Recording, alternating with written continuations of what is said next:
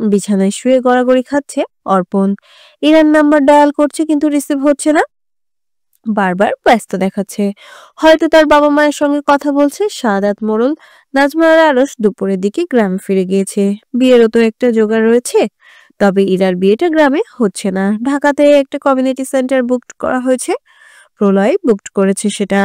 আর ইরার পরিবার আত্মীয় স্বজনরা এসে থাকবে হোটেলে 4 দিনের জন্য। কমিউনিটি সেন্টার থেকে হোটেল প্রায় সামনেই। কাল থেকে বিয়ের কেনাকাটা শুরু করে দেওয়া হবে। ইরাকে কলে না পেয়ে বিরক্ত হলো অর্পণ। এই নিয়ে 7বার কল করেছে। প্রতিদিন তো এই সময়টাতে দুজনের প্রেমালাপ হয়। তবে আজ কেন এত ব্যস্ততা দেখাচ্ছে ইরা? অর্পণ ফোন কেটে ঘেটে ভূমির জন্য দুটো লেহেঙ্গা অর্ডার করলো। এটাই তার বোনকে দেওয়া প্রথম উপহার তার পক্ষ থেকে। বিয়ের রিসেপশনের জন্য দুটো লেহেঙ্গা সে মৃত্তিকাকে উপহার দিতে চায়। হীরাকে তো নিজে পছন্দ করে শপিং মল থেকে কিনে দেবে। ভূমিকে তো এখনই কারো সামনে আনা যাবে না। আসল ধামাকা তো শুরু হবে মেহেন্দির অনুষ্ঠান থেকে। মিনিট 5 সময় পর ইরা নিজের থেকে কল করলো। সঙ্গে সঙ্গে অর্পণ কল রিসিভ করলো। তার বিরক্তি নিমিষেই উবে গেছে। সে তো এই অপেক্ষাতেই ছিল। ফোন কানে নিয়ে জিজ্ঞাসা করলো, কি করেছিলে বউ? আমাদের এখনো বিয়ে হয়নি মশাই, আর আমি বাবা মায়ের সঙ্গে কথা বলছিলাম। হতে কতক্ষণ? আর মাত্র 1 সপ্তাহ। তারপর থেকে তুমি আর আমি একমাত্র বউ। তো এই 1 সপ্তাহ অপেক্ষা করো, তারপর থেকে বউ বলে ডাকবে। আমার তো আর তর সইছে না। অর্পণের কথার প্রত্যুত্তরে ক্ষীণ হেসে ইরা বলল, লুচু বদলোক। ওটা তো শুধু তোমার জন্য। সলজ্জে হাসলো ইরা। অর্পণ আবারও বলল, আচ্ছা ইরাবতী, বিয়েতে শাড়ি পরবে নাকি লেহেঙ্গা? শাড়ি আমি সামলাতে পারি না। তাহলে মেহেন্দি, হলুদ, বিয়ে আর রিসেপশন লেহেঙ্গা? পাগল নাকি? প্রত্যেকটা অনুষ্ঠানে কেউ লেহেঙ্গা পরে? সঙ্গে সঙ্গে অর্পণ জিজ্ঞাসা করলো, তাহলে শাড়ি লেহেঙ্গা মিলেই পরবো। এই না বলবে তুমি সামলাতে পারবে না? তাতে কি? বিয়ে কি আমার বারবার করব নাকি? প্রত্যেকটা রিচুয়ালসে আমার আলাদা আলাদা লুক থাকবে। তুমি কমফোর্ট ফিল করবে তো? হ্যাঁ করব। তোমাকেও পাঞ্জাবি শেরওয়ানি পরতে হবে। অবশ্যই, আমি খুব এক্সাইটেড। প্রথম বিয়ে কিনা। আমি মোটেও এক্সাইটেড নই। অবাক হয়ে অর্পণ জিজ্ঞাসা করলো, কেন? কারণ এটা আমার 5 নাম্বার বিয়ে। শেষোক্তটি রাগান্বিত স্বরেই বলল ইরা। অর্পণ এবার শব্দ করে হেসে উঠল। ইরাকে বলল, এ বাবা, ইরাবতী কি রাগ করেছে? তো সে কি নাচবে? অবশ্যই, বিয়ের প্রত্যেকটা রিচুয়ালেশন এর আমরা কাপড় ড্যান্স করব। আমার লজ্জা লাগবে। ভাইয়ের বিয়েতে নেচেছিস কিভাবে? ইরা ভেবেছিল অর্পণ হয়তো সে কথা ভুলে গিয়েছে। তবে তার ধারণা যে সম্পূর্ণ ভুল তা অর্পণ নিমেষেই প্রমাণ করে দিল। ইরা বলল, তখন তো পিচ্চি ছিলাম। ইরাকে আর একটু রাগানোর জন্য অর্পণ বলল, 1 বছরে তুমি বুড়ো হয়ে গেলে। তুমি কি এই রাতের বেলায় আমার ভুল ধরবে? বোকা স্বরে প্রশ্ন করলো। ভুল কোথায় ধরলাম? জানি না, ঘুম পাচ্ছে আমার। অনেক কথা হয়েছে। আমার ইরাবতী কি আবার রাগ করেছে? হাই তুলে ইরা বলল, একদমই না, ভীষণ ঘুম পাচ্ছে। আচ্ছা তাহলে তুমি ঘুমাও, আমি রাখছি তাহলে। তুমি এখন ফোন রেখে সোজা ঘুমাবে। বিয়েতে যদি দেখছি চোখের নিচে ডার্ক সার্কেল, তাহলে তোমার খবর আছে। যথা আজ্ঞা বিবি সাহেবা। কল কেটে দিয়ে মৃত্তিকার নম্বরে কল লাগালো অর্পণ। সঙ্গে সঙ্গে রিসিভ না হলেও মৃত্তিকা পরবর্তীতে কল ব্যাক করলো। তাঞ্জুকে ওষুধ খাইয়ে সবে ঘুম পড়িয়েছে সে। সুদর্শিনী তার স্বামী অর্ণবের সঙ্গে ফোন আলাপে ব্যস্ত। কাল তার স্বামী ঢাকা ফিরছে। আবারও সংসারে ফিরে যেতে হবে সুদর্শিনীকে। কদিন খুব ভালো সময় কাটিয়েছে সে। ভূমি তার ফোন নিয়ে সোজা বারান্দায় চলে এসেছে। ফোন কানে নিতেই অর্পণ সোজাসুজি বলে ফেললো, বোন, তোকে একটা কথা বলার আছে। কি কথা ভাইয়া? ইরা আর আমার বিয়ে ঠিক হয়েছে। খুব ওদের কথা শুনে খুবই খুশি হলো ভূমি। ওরা একে অপরকে ভালোবাসা, এটা তো সে প্রথম থেকেই জানা। ওতে উচ্ছ্বাসিত কণ্ঠে ভূমি বলল, ওয়াও, কংগ্রাচুলেশনস ভাইয়া। থ্যাংক ইউ বোন, কিন্তু তোকে আমাকে একটা প্রমিস করতে হবে। এতদিন যাবৎ তোর সকল প্রমিস আমি চুপচাপ মেনে এসেছি, এবার তোকেও আমার একটা কথা শুনতেই হবে। কোন প্রমিসের কথা বলছো ভাইয়া? আগে বল, আমি যা বলবো সেটা তুই শুনবি। আগে তো শুনি। না, আগে প্রমিস কর, আমি যা বলবো সেটা তুই শুনবি এবং অক্ষরে অক্ষরে পালন করবি। না পারতেই ভূমি রাজি হয়ে গেল, মুখে বলল আচ্ছা, প্রমিস। যেমনটা প্ল্যান করেছিল ঠিক তেমনটাই হচ্ছে। এইভাবে ভীষণ খুশি অর্পণ, সে ঝটপট বলে ফেলল আমার বিয়ের প্রত্যেকটা অনুষ্ঠানে তুই থাকবি, সব কিছুতে অংশগ্রহণ করবি, তুই হবি কনে পক্ষ। ইরাকে সব বুঝিয়ে দেওয়া হয়েছে। তার মানে ইরা সব জেনে গিয়েছে? তোমাকে তো আমি কাউকে বলতে বারণ করেছিলাম। আরেকটা কথা, এ হয় না ভাইয়া, ওই বাড়িতে আমি আর যাব না। তুই আমাকে প্রমিস করেছিস, যেভাবে আমি তোর প্রমিস রক্ষা করে যাচ্ছি ঠিক সেভাবেই তোকেও আমার সব কথা শুনতেই হবে।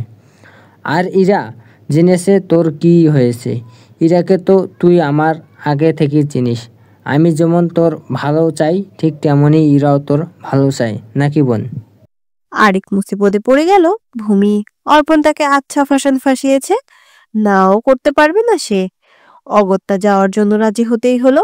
খুশি হলো অর্পণ, সে জানতো ভূমি তার এই কথা ফেলতেই পারবে না, প্রমিস যে করেছে। ভূমি কল কেটে দিয়ে গভীর চিন্তায় মগ্ন হলো।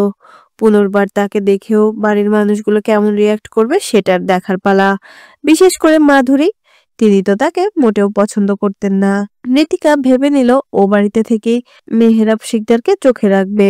আর তো মাত্র কিছুদিন, একবার নাজিম চৌধুরী ইন্ডিয়া থেকে বাংলাদেশে ফিরুক, তারপর তো বাকি খেলা হবে। ফোন হাতে নিয়ে ঘরের ভেতর চলে গেল ভূমি। তাকে দেখে সুদর্শনী জিজ্ঞাসা করলো কে কল করেছিল? ভাইয়া। ডক্টর তাসরিফ ইফরাত অর্পণ? ফোনটা চার্জে বসিয়ে ভূমি সায় জানালো। হ্যাঁ। সুদর্শনী সোজা হয়ে বসে বলল আমি এটা ভেবে অবাক হই যে মেহরাব শিকদারের মতো একজন পশুর ছেলে কি করে এত ভালো হতে পারে। তুমি তো মামুনিকে দেখোনি, উনিও খুব ভালো। ভাইয়া একদম মামুনির মতো হয়েছে। ওনার সঙ্গে দেখা করার খুব ইচ্ছে আমার। ইনশাআল্লাহ একদিন দেখা করাবো তোমার সঙ্গে। অনেক রাত হয়েছে, এখন ঘুমাতে আয়। অন্যদিকে তুমি আমাকে বিষাদের সমুদ্রে ছুঁড়ে ফেলেছো ভূমিকন্যা। তোমাকে ভুল বোঝার মতো ভুলটা আমার পুরো জীবনটাকে একাকিত্বে মরিয়ে রেখেছে। বড্ড এলোমেলো হয়ে গিয়েছে আমি। সেদিন তো তুমি অভিমান করে আমার অপূর্ণ কথাগুলো না শুনে চলে গেলে। একটি বার কি আমার জীবনে থেকে যাওয়া যেত না? আমার ভুলটাকে চোখে আঙুল দিয়ে দেখিয়ে দেওয়া উচিত ছিল না? সেদিন তুমি চলে যাওয়ার পরে আমি বুঝতে পেরেছিলাম ঘরের মাঝে কি জঘন্য ভুলটা এনে করেছি আমি। সারাটা রাত তোমাকে প্রত্যেকটা জায়গায় তন্ন তন্ন করে খুঁজে বেরিয়েছি। সেদিন হয়তো ভাগ্য আমার সহায় ছিল না, যার জন্য উপরওয়ালা আমাকে বিষাদের একটা বছর উপহার দিয়েছিলেন। আচ্ছা ভূমিকন্যা, আমার শাস্তির পরিমাণ কি এখনও শেষ হয়নি? আমারও যে ইচ্ছে করে নিজের সন্তানের সঙ্গে সময় কাটাতে। জানো ভূমিকন্যা, সেদিন চাচ্চু আমাকে মিথ্যে বলেছিল। ব্যস্ততার কারণে তোমাকে আমার সময় দেওয়া হচ্ছিল না, কাজের অনেক প্রেশার ছিল আমার উপর। তারপর চাচ্চুর গল্পে তাড়াহুড়ো করে বাড়ি ফিরে এসেছিলাম। চাচ্চু জানালো আমার ভূমিকন্যা 2 সপ্তাহ প্রেগনেন্ট। মায়ের হা হতাশ বিলাপে মাথা ধরে আসছিল। আমার উচিত ছিল শান্তই তোমার সঙ্গে কথা বলার। বেমালুম ভুলে গিয়েছিলাম। চাঁদের গায়ে দাগ থাকতে পারে, তবে আমার ভূমিকন্যার চরিত্রে কোনো দাগ নয়। সে যে তার মায়ের পত্নী আর স্বামীর নির্মলা ভূমিকন্যা। জানো ভূমিকন্যা, আমার বুকে বাঁ পাশটায় না তীব্র যন্ত্রণা হয়, কাউকে বোঝানো যায় না। সবাই শুধু আমার ভুলটাই আর আমার রাগটাই দেখল, কিন্তু আমার ভেতরের যন্ত্রণাটা কেউই দেখল না আর না উপলব্ধি করতে পারলো। প্রথম দেখায় তোমার প্রতি এক অন্যরকম অনুভূতি কাজ করেছিল। সেটা কখনোই মহৎ ছিল না ভূমিকন্যা। মায়ের পর তুমি আমার জীবনের প্রথম নারী, যাকে আমি আমার সবটা উজাড় করে ভালোবেসেছিলাম। যখন থেকে তোমাকে জানতে শুরু করলাম তখন ভেবে নিলাম তোমাকে একটা সুস্থ সুন্দর জীবন উপহার দেব, তোমাকে সকল দুঃখ কষ্ট থেকে আগলে রাখবো। কিন্তু আফসোস, তোমার জীবনের সব থেকে বড় দুঃখের কারণেই আমি। একটু একটু করে তুমি আমার হৃদয়ের সাথে মিশে গিয়েছো। তোমাকে ছাড়া দ্বিতীয় কাউকে কল্পনা করা পাপ। তুমি আমার অভ্যাস হয়ে দাঁড়িয়েছো ভূমিকন্যা। এই একটা বছর ঠিক কী করে কাটে সেটা শুধু আমি উপলব্ধি করেছি। দ্বিতীয়বার তোমাকে ফিরে পেয়ে সত্যি মহান আল্লাহর কাছে সত্যিই মহান আল্লাহর কাছে আমি কৃতজ্ঞ। অতি শীঘ্র আমি তোমার মান ভাঙাবো। তোমাকে আর আমার সন্তানকে আমার আমার জীবনে ফিরে আনবো। তার জন্য যদি আমাকে আর 10 বছর তপস্যা করতে হয় তাহলে তাই হবে। তোমার সকল দুঃখ কষ্টকে দ্বিতীয়বার নিংড়ে দেওয়ার সুযোগটুকু দিও তুমি। ধীরে ধীরে তমসাচ্ছন্ন রজনী। প্রলয় দাঁড়িয়ে রয়েছে বারান্দায়, ঘুম আসছে না তার। 3টে ঘুমের ওষুধ খাওয়ার পরও ঘুম আসছে না, তাই সে ভেবে নিল সারা রাত জেগেই কভার করে দিবে। কেটে গেছে আরো 3টে দিন। অর্পণ ইরার বিয়ের দিন একেবারে এগিয়ে এসেছে। কাল মেহেন্দি, ডেকোরেশনের সকল কাজ পুরোপুরি হয়ে এসেছে। মালাঞ্চনে আজ রং বেরং সেজে উঠেছে। রঙিন মরিচবাতি দিয়ে সাজানো হয়েছে পুরো বাড়িটা। বাগানে ফুলগুলোর ওপর মরিচবাতি ছড়িয়ে ছিটিয়ে দেওয়া হয়েছে। বাড়ির সৌন্দর্য যেন আরো অধিক বেড়েছে। শিকদার বংশের ছোট ছেলের বিয়ে বলে কথা, 4 দিন আগে থেকে সবকিছু তো মেতে উঠেছে। বিয়ের সকল কেনাকাটাও হয়ে গিয়েছে। এর জন্য প্রত্যেকটা রিচুয়ালসের আলাদা আলাদা শাড়ি, লেহেঙ্গা, অনেক ধরনের অর্নামেন্টস নেওয়া হয়েছে। সেই সঙ্গে ম্যাচিং করে অর্পণের জন্য পাঞ্জাবি শেরওয়ানি নেওয়া হয়েছে। বাকি সদস্যরাও প্রচুর শপিং করেছে। অর্পণের খালামণির পরিবার আজ, মামার পরিবার কালই চলে এসেছে। আজ মাধুরীর মাও ভাই পরিবার সমেত এসেছে। গোলবাহার অনেকদিন পর মেয়ের বাড়িতে এসেছেন। আত্মীয় স্বজন আর শুভাকাঙ্ক্ষীদেরও নিমন্ত্রণ করা হয়েছে। আজ হসপিটাল থেকে ছুটি নিয়েছে অর্পণ। পুরো 1 সপ্তাহ ছুটি চেয়েছিল এবার। এমনিতেও খুব একটা ছুটির প্রয়োজন হয় না তার। ছুটির আবেদন অ্যাপ্রুভ হয়েছে আজ সকালেই। এরই মাঝে অর্পণের ফোনে ভূমির কল এলো। সে এতক্ষণ ইরার কলের জন্য অপেক্ষা করছিল। রাত হয়েছে, কিছুক্ষণ আগে খাবার খেয়ে নিজের ঘরে এসে শুয়েছে অর্পণ। এই মুহূর্তে কোনো কাজের ব্যস্ততা না থাকায় অর্পণ সঙ্গে সঙ্গেই কল রিসিভ করলো। সে কিছু বলবে তার আগে অপর প্রান্ত হতে ভূমির কণ্ঠস্বর ভেসে এলো। কাজটা কি তুমি ঠিক করেছো ভাইয়া? প্রথমত না বুঝে অর্পণ জিজ্ঞাসা করলো, আমি কি করেছি বোন? আমার জন্য শুধু শুধু টাকা নষ্ট করেছো তুমি। এগুলো কেনার কোনো প্রয়োজন ছিল না। বিয়ের আর রিসেপশনের দিন এগুলো তোকে পড়তেই হবে। আমি কোনো বারণ শুনবো না। তুই আমাকে প্রমিস করেছিস আমি যা বলবো সব শুনবি। ভূমি বুঝলো তার ভাই কেন এমনটা করছে, কিন্তু সে যে অতীত পানে ফিরতে চাইবে না, না প্রলয়কে ক্ষমা করবে। অর্পণের এহেন ইচ্ছা পরিকল্পনা কিছুতেই যে সফল হবে না। ভূমি এবার অর্পণকে বলল, এ কোথায় ফাঁসিয়ে দিলে ভাইয়া? কথাটা শেষ হতে ফোনের অপর প্রান্ত থেকে হাসির শব্দ শুনতে পেল ভূমি। সে বুঝলো তার এমন অবস্থার জন্য মজা লুটছে তার ভাই।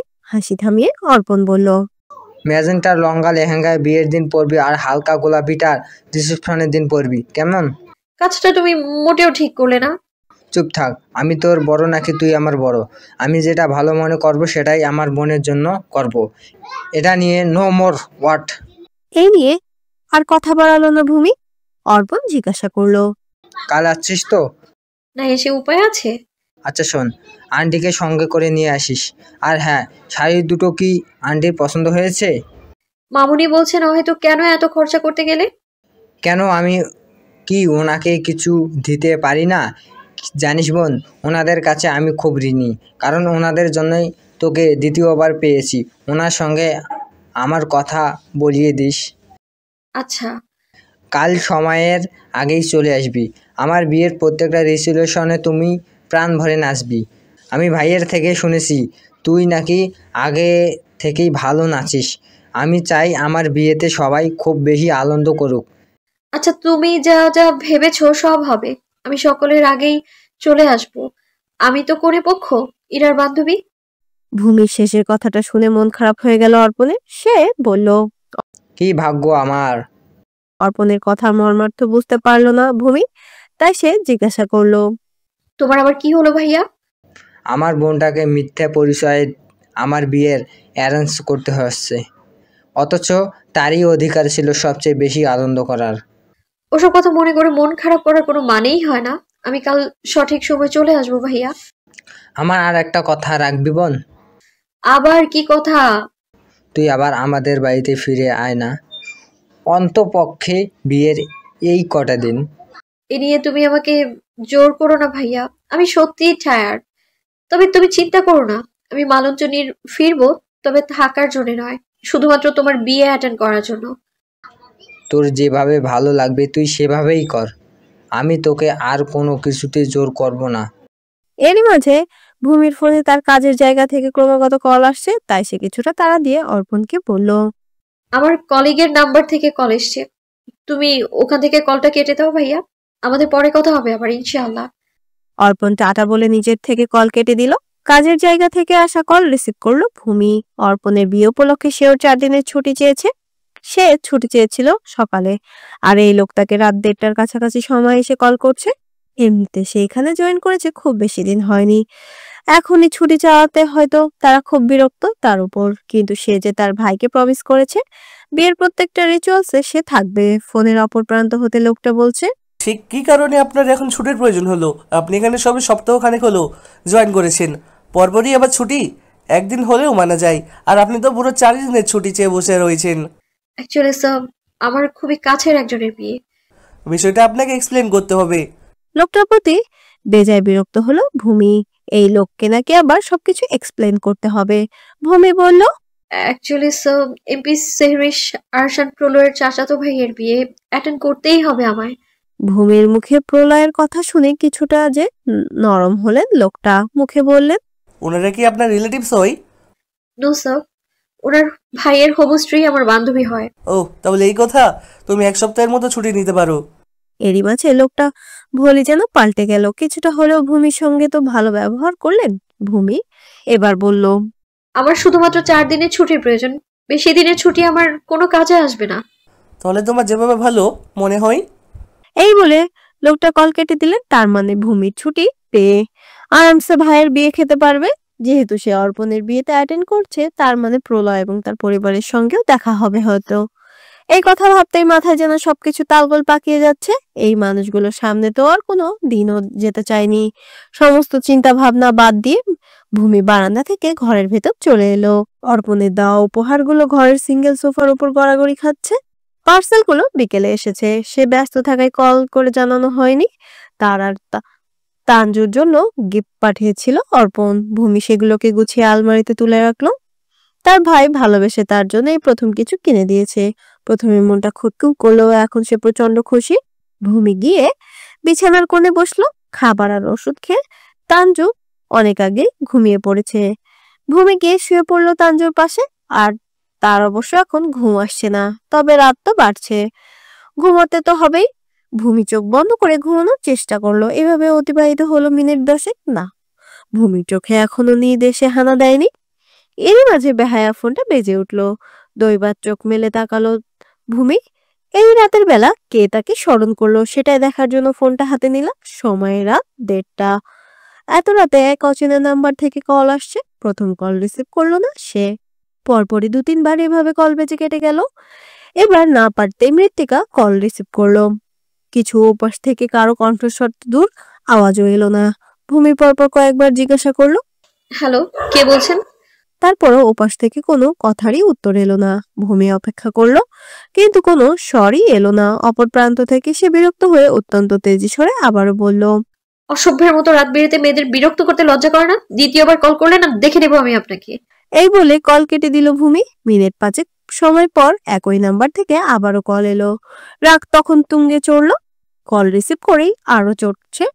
4টে কড়া কথা শুনিয়ে দেবার জন্য উদ্যত হলো ভূমি। তবে অপর প্রান্ত থেকে এক শান্ত ভারী কণ্ঠস্বর থমকালো সে। এই কণ্ঠস্বর যে তার বহু চেনা। চুপটি করে শুনতে লাগলো, ভূমিকন্যা, ভূমিকন্যা, ভূমিকন্যা, ভূমিকন্যা। ঘুমের ঘোরে প্রলয়ের পাগলের বিলাপ। ভূমি শুনলো, কথা বাড়ালো না। সে শুনতে চায়, কিন্তু আর কোনো কথা কানে এলো না। ফোনটাকে আবারও চোখের সামনে রাখলো। না, প্রলয় এখনো কল কেটে দেয়নি। ভারী নিঃশ্বাসের শব্দ শোনা যাচ্ছে। আচ্ছা, লোকটা কি ঘুমের ঘরে তাকে কল করেছে? লোকটা কি তার নাম্বার লোকটা তার নাম্বার কোথায় পেল? তার নাম্বার তো অর্পণ ছাড়া আর কারোর কাছে নেই। তাহলে কি অর্পণের থেকে নাম্বার জোগাড় করেছে? ভূমি তাড়াহুড়ো করে কল কেটে দিল। দ্বিতীয়বার মনে প্রলয়ের প্রতি সফট কর্নার তৈরি হতে দেবে না সে। এবার সে মালাঞ্চ নিয়ে যাবে শুধুমাত্র মহুয়া আর তার অনুগত মৃত সন্তানের মৃত্যুর প্রতিশোধ নিতে। তার আর কোনো পিছুটান নেই। সমস্ত পিছুটান 1 বছর আগেই চুকিয়েছে সে।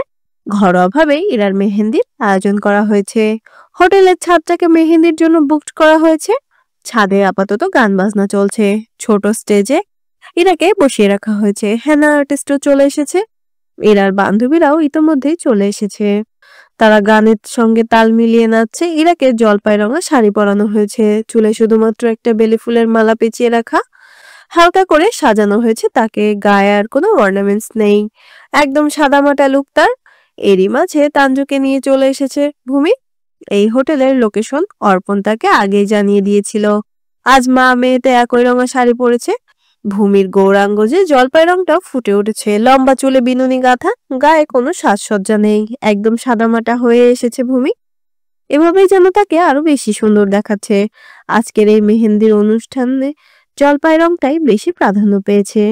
ভূমির দেখা মাত্র ইরা স্টেজ ছেড়ে নিচে নেমে এলো। শুরু থেকে ভূমিকে সে নিজের জন্য এক বন্ধু হিসেবে দেখে এসেছে। ভূমি বেঁচে আছে কথাটা শোনার পর থেকেই ভাবছে কখন তার সঙ্গে ভূমির দেখা হবে, কখন সে ভূমিকে শক্ত করে জড়িয়ে ধরবে। সে আজ দেখাই হলো। ইরা দৌড়ে গিয়ে ভূমিকে জাপটে ধরলো। ক্রমাগত হাঁপাচ্ছে মেয়েটা। ভূমি আগলে নিল, কান্না পাচ্ছে তার, কিন্তু এই একটা সময় এসে সে কিছুতেই নিজেকে দুর্বল প্রমাণ করবে না, কারো প্রতি সে দুর্বল হবে না। অর্পণ এবং ইরার বিয়েতে এমন অনেকেই থাকবে যাদের দেখলে সে হয়তো নিজেকে ঠিক রাখতে পারবে না, কিন্তু মহুয়ার মৃত্যু আর তার অনাগত বাচ্চার মৃত্যুর প্রতিশোধ তো তাকে নিতেই হবে। মেহরাব শিকদারকে তো সে নিজের হাতে শাস্তি দেবে, কিন্তু প্রলয়কে সে কোনোদিন ক্ষমা করবে না। প্রলয় যেটা করেছে সেটা ক্ষমার অযোগ্য। তার জন্যই নিষ্পাপ বাচ্চাটা পৃথিবীর আলো দেখতে পেল না। আজ আর পুরনো কথা মনে করতে চায় না ভূমি। সেও জড়িয়ে ধরলো ইরাকে, কিছু একটা ফিসফিসিয়ে বলল যেন। ইরা সোজা হয়ে দাঁড়ালো। ভূমি আর তাঞ্জুর সঙ্গে হাসি মুখে কথা বলতে লাগলো। এরই মাঝে অর্পণের সব কাজিন ভাই বোনেরা চলে এসেছে। ওরা প্রথমে ইরার সঙ্গে কথা বললেও পরবর্তীতে ওদের নজর পড়লো ভূমির ওপর। পুষ্পিতা তো বলেই ফেললো। তুমি কেমন আছো বাবিমণি? থম মেরে গেল ভূমি। এবার কি জবাব দেবে সে? এমন পরিস্থিতিতে যেন পড়তে হবে এটা সে আগে থেকেই জানতো। এমন পরিস্থিতি সামনে আরো আসবে। ইরা বিষয়গুলোকে সামাল দিয়ে বলল, পুষ্প, তোমার ভুল হচ্ছে। ও তোমার ভাবিমণি নয়, ও আমার ফ্রেন্ড। এবার পূর্ণতা বলল, আমাদের ভুল হতেই পারে না। ছোট ভাবি, তুমি আমাদের সঙ্গে মজা করছো তাই না? ইরা জানতো এমন একটা কিছু হবে, তাই সে মনে মনে নিজের উত্তর সাজিয়ে শান্ত স্বরে বলল, আমি কোনো মজা করছি না, যেটা সত্যি সেটাই বলছি। ও আমার ফ্রেন্ড মৃত্তিকা রায়চৌধুরী, অ্যাডভোকেট মহেন্দ্র রায়চৌধুরীর একমাত্র মেয়ে। ইরার কথা বিশ্বাস করতেও কষ্ট হলো পূর্ণতা পুষ্পিতার ভূমিকে দেখে মনে একটা আশা জেগেছিল যে তাদের ভাবিমণি হয়তো আবারও ফিরে এসেছে, কিন্তু ইরার কথায় মনক্ষুণ্ণ হলো দুজনেই। এদিকে পূর্ণতা পুষ্পিতার কথায় বিভ্রান্তি। তীব্রি হা করে তাকিয়ে আছে ভূমির দিকে, একদম খুঁটিয়ে খুঁটিয়ে দেখছে সে। বিশেষ ভূমির আখিদয় নজর কেড়েছে ভীষণভাবে। তার দেখা সুন্দরী মেয়েদের তালিকায় সে ভূমিকে শীর্ষস্থানে দেবে। মেয়েটার চোখ ধাঁধানো তাকে আকর্ষিত করছে। মেয়ে হয়েও কোনো হিংসাবোধ কাজ করছে না। মুগ্ধ নেত্রে চেয়ে রয়েছে ভূমির পানে। তার খুব ইচ্ছে হলো ভূমির সঙ্গে কথা বলার। এই তো চোখের সামনেই ইরার পাশে দাঁড়িয়ে রয়েছে। চাইলেই সে দূরত্ব ঘুচিয়ে ছুটে গিয়ে ভূমির সঙ্গে কথা বলতে পারে। তৃপ্তি আর নিজের ইচ্ছেকে আর দাবিয়ে রাখতে পারলো না যেন। পূর্ণতা পুষ্পিতার পাশ কাটিয়ে ভূমির সামনে গিয়ে দাঁড়ালো। অন্যদিকে তৃপ্তিকে এভাবে ভূমির কাছে চলে যেতে দেখে যার পরনায় অবাক হলো পূর্ণতা পুষ্পিতা।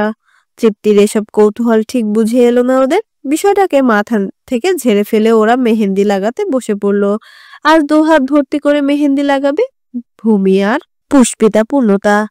যাই হোক, সেসব চিন্তা থেকে ঝেড়ে ফেলেছে দুবোন, নয়তো ছোট ভাইয়ের বিয়েতে কিছুতেই মজা করতে পারবে না। অন্যদিকে মৃত্তিকার ভূমির কাছে এসে হ্যান্ডশেক করার জন্য হাত বাড়িয়ে তৃপ্তি হাসি মুখে বলল, হাই, আমি তৃপ্তি জুনাইরা। ভূমিও হাসি মুখে নিজের ডান হাত বাড়িয়ে দিয়ে বলল, হ্যালো, আমি Mrittika Roychowdhury, daughter of advocate Mahendra Roychowdhury. ভূমির কথা শুনে সৌজন্যপূর্ণ হাসলো তৃপ্তি। ভূমিকে জানার আগ্রহ যেন তরতর করে বাড়ছে। তখনকার পূর্ণতা পুষ্পিতার কথাটা তা ফেলে দেওয়ার মতো নয়। একেবারে হুবহু দেখতে মানুষ আদতে হয়, তাও আবার একই দেশে একই জেলায়। মনের খটকা মেটাতে তৃপ্তি জিজ্ঞাসা করলো, তখন যে পূর্ণপুষ্প বলল আপনি নাকি ওদের ভাবিমণি। আমি জানি না ওরা ঠিক কার কথা বলছে। আই থিংক ওরা কারো সঙ্গে আমায় গুলিয়ে ফেলছে। এই নিয়ে তৃপ্তি আর কথা বাড়ালো না। বাড়িয়ে কোনো লাভ নেই। একই দেখতে মানুষ হতেও পারে।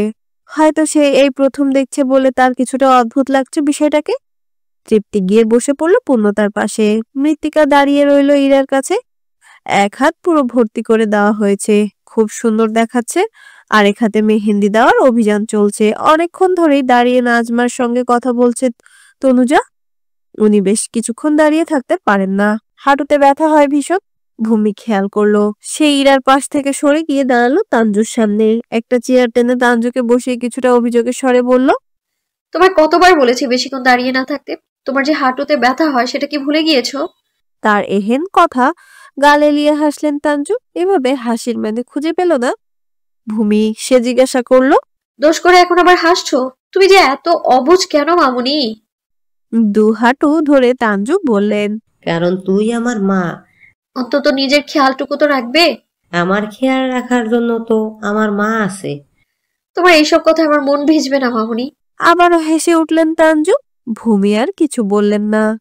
তানজুর ওষুধ খাওয়ার সময় হয়ে গিয়েছে, যেহেতু এটা হোটেল তাই সে নিজেই গিয়ে তানজুর জন্য খাবার নিয়ে আসতে পারবে। অর্পণ বলেছিল এখানে নিরামিষ ভোজীদের জন্য আলাদা করে খাবার আয়োজন করা হয়েছে। এ কথা ভূমিকে আগেই জানিয়ে দিয়েছিল সে। তানজুকে নিয়ে কর্নারের একটা টেবিলে গিয়ে বসালো ভূমি। এরপর খাবার আনতে চলে গেল। কিছুক্ষণ পর তানজুর জন্য খাবার নিয়ে চলে এলো। পানির জন্য আলাদা একটা গ্লাস আনা হয়েছে। তানজুর খাওয়া শেষ হবার আগ অব্দি ভূমির সঙ্গে বসেছিল। একচুল পরিমাণ স্থানচ্যুত হয়নি সে। তানজুর খাওয়া শেষ হতে নিজের পার্স থেকে ওষুধ বের করে খাইয়ে দিল। ওষুধ খেয়ে তানজু বলল, আগের জন্মে হয়তো কোনো পুণ্য করেছিলাম, তাই তো তোকে মেয়ে রূপে পেয়েছি। বিনিময়ে ক্ষীণ হাসলো ভূমি। তানজুর পাশেই বসে রইল সে। কোথাও যেতে ইচ্ছে করছে না তার। হেনা আর্টিস্ট সুন্দর করে ইরার দুহাতে মেহেন্দি লাগিয়ে দিয়েছে। ইরার সকল বান্ধবী শুভাকাঙ্ক্ষী কেউ এখানে রয়েছে। শিকদার বাড়ি থেকেও পূর্ণতা, পুষ্পিতা, তৃপ্তি, লামার লামিয়া এসেছে। ওরা সকলে একসঙ্গে এসেছে। মেয়েগুলো বসে আছে, মেহেন্দি দিচ্ছে অন্য হেনা আর্টিস্টের কাছ থেকে। পূর্ণতা সচরাচর হাতে মেহেন্দি লাগায় না, তবে আজ তার লাগাতেই ইচ্ছে হলো। মেহেন্দি অনুষ্ঠান জমে উঠেছে। সফট টোনে মিউজিক বাজছে। একটা মেয়ে এসে জোর করে ভূমিকে নিজের সঙ্গে নিয়ে গেল ইরার কাছে। ইরা মূলত একটা এমনটা করতে বলেছে। এরপর একজন হেনা আর্টিস্ট দিয়ে ভূমির হাতে মেহেন্দি লাগিয়ে দেওয়ার কথা বলা হলো ইরাকে। তবে ভূমি কিছুতেই রাজি হলো না। সে হাতে মেহেন্দি লাগাতে চায় না। তার মতে মেহেন্দির অপর নাম রক্তাক্ত ক্ষত বিক্ষত। রাত 10:30। মেহেদির অনুষ্ঠান চলাকালীন সময়ে বাড়ি ফিরে আসতে হয়েছে পূর্ণতা, পুষ্পিতা সহ বাকিদেরকে। এটাই প্রলয়ের নির্দেশ। বেশি রাত করে বাড়ির বাহিরে থাকা যাবে না। বোনদের ব্যাপারে সে সবসময় সচেতন। এমনিতেই কিছুদিন আগে তার উপর শত্রুপক্ষরা আক্রমণ চালিয়েছে। এমনও হতে পারে তার উপর থাকা রাগ, হিংসা, বিদ্বেষ গিয়ে চড়াও হলো তার ছোট বোন দুটোর ওপর বা তার পরিবারের বাকি সদস্যদের উপর। ইদানিং হারিয়ে ফেলার শোকে কাতরাচ্ছে প্রলয়। শুধু মনে হয় তার জীবন থেকে সুখগুলো একটু একটু করে হারিয়ে যাচ্ছে। ডাইনিং টেবিলে সকলে একসঙ্গে খেতে বসেছে। ছোটরা খেয়ে এসেছে বিধায় রাতে আর কিছু খাবে না তারা। মেহেন্দির অনুষ্ঠান থেকে ভরপেট খেয়ে এসেছে ওরা। প্রলয় তখন খাচ্ছিল। এরই মাঝে পুষ্পিতা বলে উঠল, বড় ভাইয়া জানো, আজ আমরা হুবহু ভাবিমনির মতো দেখতে একজন কি দেখেছি। পুষ্পিতার কথার কোনো প্রতিক্রিয়া জানালো না প্রলয়। এ আর নতুন কি, সত্যিটা তো সে আগে থেকেই জেনে ফেলেছে। এই নিয়ে কোনো মাথা ব্যথা নেই তার। সে নিজের মতো করে খাবার খেতে লাগলো। কিন্তু সহ্য হলো না মেহেরাব শিকদারের খাবার। মুখে নিয়ে বিষম খেলেন তিনি। তার মনে গ্রামের বাড়িতে সেদিন তিনি ঠিকই দেখেছিলেন ভূমির মতো দেখতে অন্য কেউ আসলেই রয়েছে। ফিরোজা তাড়াহুড়ো করে মেহেরাব শিকদারকে পানি এগিয়ে দিলেন। বাড়ি ভর্তি মেহমান। মাথায় নতুন করে দুশ্চিন্তাগুলো আবারও ঘুরপাক খেতে শুরু করেছে। কাল অর্পণের গায়ে হলুদ। বিয়ে বাড়ির আমেজে নতুন করে কোনো সিন ক্রিয়েট করতে চাইছেন না মেহেরাব শিকদার। কাল থেকে কমিউনিটি সেন্টারে গায়ে হলুদ, বিয়ে আর রিসেপশন অনুষ্ঠিত হবে। হলুদিয়া সজ্জায় সেজে উঠেছে কমিউনিটি সেন্টার। ইতিমধ্যে সকলে কাঙ্ক্ষিত স্থানে চলে এসেছে। অর্পণ এবং ইরার পুরো পরিবারের সকলেই উপস্থিত। ফটো সেশন শুরু হয়েছে। অর্পণ ইরা স্টেজে আসার সঙ্গে সঙ্গে অর্পণের পুরো কাজিন মহল ছবি তোলায় ব্যস্ত। গায়ে হলুদের আয়োজন কিছুক্ষণ পরেই শুরু হয়ে যাবে। প্রলয় এখনো এসে পৌঁছায়নি। সকলে তারই জন্য অপেক্ষা করছে। তার উপর মৃত্তিকা এখনো এসে পৌঁছায়নি। সকলে তার জন্যই অপেক্ষা করছে। তার উপর মৃত্তিকা এখনো এসেনি। অর্পণও তার জন্য অপেক্ষা করছে। তখন কল করেছিল, কিন্তু মৃত্তিকা জানিয়েছে সে সবে রওনা দিয়েছে। পৌঁছাতে কিছুক্ষণ সময় লাগবে তার। গায়ে হলুদ দেওয়া যাতে শুরু করে দেয়, কিন্তু অর্পণ তো তার বোনকে ছাড়া গায়ে হলুদ শুরুই করবে না। তার উপর তার ভাই এখানে এসে পৌঁছায়নি। কোনে পক্ষে বরপক্ষ মিলে অতিথি আপ্যায়ন করছে। আরশও তার ব্যতিক্রম না। তৃপ্তি একাকী ঘুরে ঘুরে দেখছে। বেশ অনেকটা সময় পর তৃপ্তিকে একা দেখলো আরশ। কাল ব্যস্ততার মাঝে সময় সুযোগ হয়নি কথা বলার, এবার সুযোগ বুঝে আরশ গিয়ে তৃপ্তির সামনে দাঁড়ালো, হাসি মুখে জিজ্ঞাসা করলো, ভালো আছেন তো? কাল ব্যস্ততার জন্য বেআইনকে আলাদাভাবে আপ্যায়ন করতে পারলাম না। তৃপ্তি এবার আরশকে আপাদমস্তক দেখলো, হলুদ রঙা পাঞ্জাবি পরেছে, তার দিকে তাকিয়ে হেসে হেসে কথাগুলো বলছিল।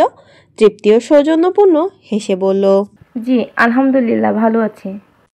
আপনাকে কিন্তু হলুদ শাড়িতে দারুণ মানিয়েছে। ফ্লার্ট করছেন বুঝি? এ বাবা, আপনার কি তাই মনে হলো? সেটাই তো মনে হচ্ছে। মোটেও না, আপনাকে সত্যিই দারুণ লাগছে।